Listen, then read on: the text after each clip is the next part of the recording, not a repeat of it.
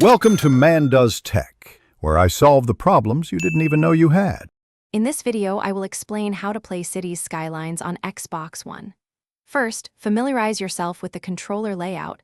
The left stick moves the camera, and the right stick rotates it.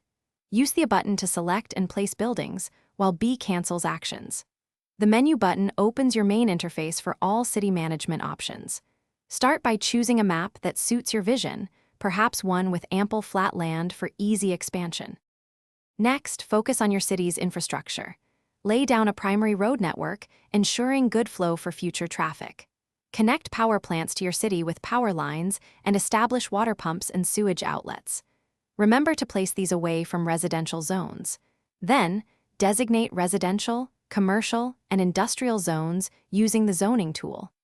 Aim for a balanced distribution to support your growing population and economy. Citizen happiness is key to a thriving city.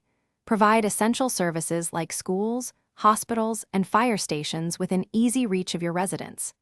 Implement public transportation, such as bus lines, to reduce traffic congestion. Keep a close eye on your budget in the economy panel. Ensure your income from taxes covers your expenses. Adjust tax rates or service budgets as needed to maintain financial stability and keep everyone content. As your city expands, you will unlock new districts and powerful policies. Use districts to specialize areas for unique industries like farming or forestry, or for tourism, which can significantly boost your city's income. Continuously refine your city's layout, perhaps by upgrading roads or redesigning intersections to improve traffic flow.